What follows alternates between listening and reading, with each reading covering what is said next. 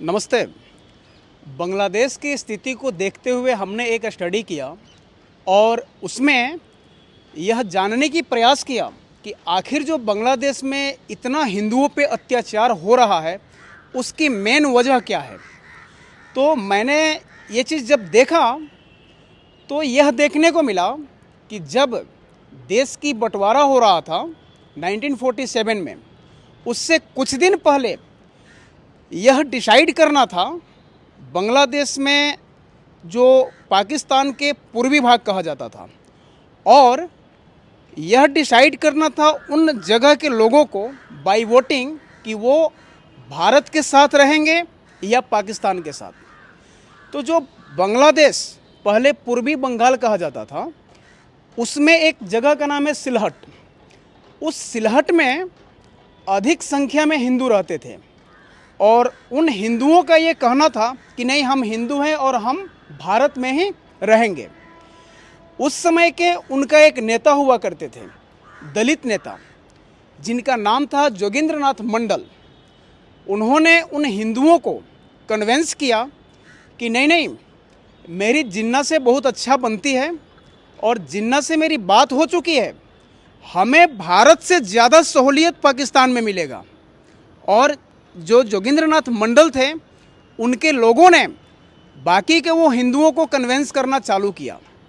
एक चीज़ और उसमें हमने देखा कि जो हिंदू जोगिंद्रनाथ मंडल को, जो दलित नेता थे, उनको बायकाट करने लगे या फिर उनके मत से सहमत ना थे कि नहीं हम पाकिस्तान में नहीं जाएंगे, उनको जोगिंद्रनाथ मंडल ने अपने रास्ते से भी हटवा दिया, या तो कत्ल करवा दिया या फिर कुछ और करवा दिया, यानी उन्हें चुप करवा दिया। तो जोगिंद्रनाथ मंडल ने उन सभी हिंदुओं को यह आश्वासन दिया कि आप चिंता मत कीजिए, हम जिन्ना से बात कर लिए हैं, जिन्ना हमें ज़्यादा सहूलियत देंगे पाकिस्तान में। और इसी के वजह से बाय वोटिंग वहाँ के लोगों ने यह डिसाइड करके और पाकिस्तान के साथ अपना वोटिंग किया और पाकिस्तान में मिल गए। कुछ साल बाद, यानी लगभग 1950 के आसपास आते ही वहाँ पे जब पाकिस्तानी जिहादियों ने बांग्लादेश के ऊपर में अत्याचार करना चालू किया और ख़ास तौर पे हिंदू को टारगेट करना चालू किया, उनके माँ बहन बेटी को नंगा करके घुमाना चालू किया, बलात्कार करना चालू किया, बच्चियों के साथ दुष्कर्म करने जैसे घटना को जब अंजाम देने लगा, उस समय जिनका मैं नाम ले रहा हूँ, जोगिंद्रनाथ मंडल, वे पाकिस्तान में कानून मंत्री थे जिन्ना के सरकार में, और उनको कानून मंत्री होते हुए भी उनके लोगों के ऊपर इतना जब बड़ा अत्याचार हुआ, फिर वो भागकर भारत आए। फिर भारत आए, उसके बाद से क्या हुआ सो हम सबको इतिहास मालूम है। भारत ने बहुत अच्छे तरीके से उन्हें तगड़ा जवाब दिया और पाकिस्तान को दो टुकड़ा करके और एक बांग्लादेश नाम का जगह बनाया। बांग्लादेश इसी वजह से बना था कि पाकिस्तान अत्याचार कर रहा था, मजहब के नाम पे, भाषा के नाम पे, और भारत का इतना बड़ा नुकसान हुआ। ऐसा नहीं है कि भारत ने जो वो युद्ध किया, जो लड़ाई किया, उसमें सिर्फ पाकिस्तान का ही नुकसान हुआ। पाकिस्तान से ज़्यादा कहीं ना कहीं हमारा देश का नुकसान हुआ, लेकिन इसका कीमत हमने चुकाया। क्यों? क्योंकि हमें पड़ोस में शांति चाहिए। आज जो लोग दलित नेता बने हुए हैं, बहुत से लोग भारत में रह के, भारत में राजनीति करके और भारत के खिलाफ भी षड्यंत्र रचते हैं, उनके सामने यह एक बहुत अच्छा उदाहरण है। आप जय भीम और जय मीम का जो नारा देते हैं, मैं अपने माध्यम से यह चीज़ साक्ष्य करता हूं और साबित भी करता हूं कि जिस दिन मीम की संख्या बढ़ जाएगी, उस दिन सारे भीम ऑटोमेटिक समाहित हो जाएंगे। मैं उस भीम को नतमस्तक होता हूं और उस भीम के सामने सिर झुकाता हूं, जिस भीम ने महाभारत में अधर्म के छाती पर अपने गद्दे से प्रहार किया। वैसे भीम के सामने मैं सत बार नतमस्तक होता हूं। वैसे भीम जो बाबा साहेब भीमराव अंबेडकर जी के सामने मैं सर झुकाता हूं, और वे तो मेरे मार्गदर्शक हैं, जिन्होंने भारत को मजबूत करने के लिए एक मजबूत संविधान दिया था पुस्तक के रूप में। लेकिन कुछ राजनीतिक दलों ने तुष्टीकरण की राजनीति करके और उस संविधान को छिन्न भिन्न कर डाला, तहस नहस कर डाला और अपने हिसाब से, अपनी सहूलियत से उस संविधान को भी बदल दिया। अगर बाबा साहब भीमराव अंबेडकर जी का मूल संविधान अगर हम देखते हैं, जो उन्होंने दिया था, उस विधि और उस व्यवस्था के अनुसार देश का संचालन होता, तो आज ना भारत के टुकड़े टुकड़े होते और ना भारत में टुकड़े टुकड़े करने के नारा लगते। और ये जो बांग्लादेश में कुछ जिहादी संगठन है जो खुले तौर पे भारत को चुनौती कर रहा है, मैं उनको ये बता दूं कि भारत ने तुम्हें जन्म दिया है और जो जन्म देता है ना, उसे मृत्यु के घाट पर उतारने का भी तरीका मालूम होता है।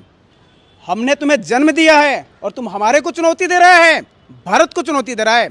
सेवन सिस्टर को तोड़ने की बात करता है। सेवन सिस्टर को याद करने से पहले ये भी याद होना चाहिए कि इनके कई बड़े बड़े भाई भी हैं, और उन सब की बात तो छोड़िए क्योंकि वो थोड़े दूर हैं। नज़दीक में बिहार और उत्तर प्रदेश को ही देख लीजिए। भारत सरकार अगर खुली छूट दे दे तो पता नहीं चलेगा तुम जिहादियों को कि बांग्लादेश कब भारत में समाहित हो गया। तुम्हारे अस्तित्व खत्म कर देंगे हम लोग। इसलिए अपनी औकात में रहो और वहाँ हो रहे हिंदुओं पर नरसंहार बंद करो, नहीं तो हम लोग वैसा करेंगे जिसकी आकलन पूरी दुनिया नहीं कर सकती है। और बांग्लादेश आने वाले समय में नक्शे से मिट जाएगा। अगर सरकार ये छूट दे दे सिर्फ 2 स्टेट को, बिहार और उत्तर प्रदेश को, फिर पता भी नहीं चलेगा अगले सूबा में बांग्लादेश था या ना था।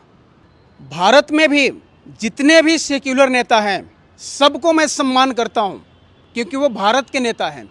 कहीं ना कहीं भारत को आगे बढ़ाने की बात करते होंगे, लेकिन वैसे नेताओं को मैं सख्त विरोध करता हूं जो जाति के नाम पे भारत को टुकड़े टुकड़े करने की बात करते हैं, जो धर्म के नाम पे एक दूसरे में मतभेद फैलाते हैं। आप सच्चाई दिखाइए। अगर कोई भी व्यक्ति गलत है उसको आप प्रत्यक्ष रूप से दिखाइए, हम समर्थन करेंगे। लेकिन झूठा साक्ष्य को लेके, किसी भी तरह का सबूत को लेके और गलत को सही दिखाना, ये कहीं ना कहीं पाप है और अधर्म है, और जिसका नतीजा है कि हमारा देश का टुकड़े टुकड़े हुए। बहुत सारे लोग कहते हैं कि भारत में भाजपा और आरएसएस या ऐसे बहुत सारे हिंदू संगठन है या फिर राजनीतिक दल है जो ये हिंदू मुस्लिम करवाती है। मैं उनसे एक बात पूछता हूँ, सख्त लहजे से पूछता हूँ कि जब भारत की बंटवारा हुई थी, क्या उस समय भाजपा थी? क्या उस समय आरएसएस पावर में थी? क्या नहीं न थी। फिर भारत में ऐसे उपद्रव क्यों हुआ? लाखों हिंदू मारे गए, लाखों लोग कटे गए, कई जगह आगजनी हुई। चलो भारत की बात छोड़ो, आज अभी जो बांग्लादेश में हो रहा है वहाँ पे कोई मुझे एक भी बताओ कि भारतीय जनता पार्टी का कार्यकर्ता है या राष्ट्रीय स्वयंसेवक कोई संगठन नाम की वहाँ पे काम कर रही है? नहीं कर रही है। फिर भी वहाँ पे आए दिन हिंदू मरते हैं, आए दिन हिंदू का घर जलाया जाता है, हिंदू के माँ बहन और बेटियों के साथ बलात्कार किया जाता है। क्या वहाँ पे ये आरएसएस और भाजपा करवा रही है? ये बोलने वाले लोग भी थोड़ा शर्म कीजिए। आप देखिए, मिडिल ईस्ट में जाइए, सीरिया है, लेबनान है, इजराइल है, क्या वहाँ पे भारतीय जनता पार्टी और आरएसएस कार्य कर रही है? इसलिए जहाँ भी गलत मानसिकता के लोग रहेंगे वे ऐसे अंजाम देंगे और देश को नुकसान पहुँचाएंगे। फिर से मैं भारत के उन सभी नेताओं से निवेदन करता हूँ कि आप राजनीति कीजिए, अपनी राजनीति कैरियर को बहुत आगे बढ़ाइए, सबका आशीर्वाद और सहयोग रहेगा, लेकिन भारत की संप्रभुता और भारत की अखंडता में अपनी योगदान रखिए। भारत के हित के लिए हर मंच से बात कीजिए जिसमें भारत का हित हो और भारत का विजय हो। आपको राजनीति करने से कोई रोक नहीं है, लेकिन भारत के खिलाफ में जाकर, आप भारत के विपरीत दिशा में जाकर भारत को टुकड़े टुकड़े करने की बात करेंगे, यह भारतीय कभी स्वीकार नहीं करेंगे। दूसरा चीज़, समाज को मजबूत बनाने का कार्य अवश्य करें, क्योंकि समाज मजबूत है तभी आपकी राजनीति चल रही है। जिस दिन समाज कमजोर पड़ जाएंगे उस दिन आपकी सारी की सारी राजनीति खत्म हो जाएगी और आप किसी जिहादी का शिकार होंगे जिसमें आपका अस्तित्व भी खत्म हो जाएगा।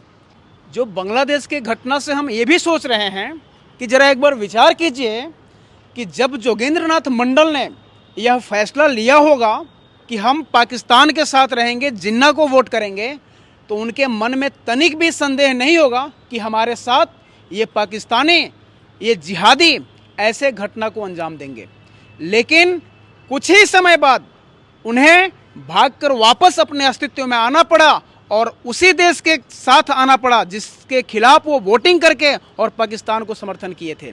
फिर भी भारत ने बहुत कुछ नहीं किया, उन्हें बस आज़ाद करवाया। और ये आज़ादी के बाद भी उनकी हत्या नहीं रुकी, उनके बहन बेटी और माताओं के साथ बलात्कार नहीं रुके, बच्चों के साथ जघन्य अपराध नहीं रुके, हत्याएं नहीं रुकी और धर्मांतरण नहीं रुका।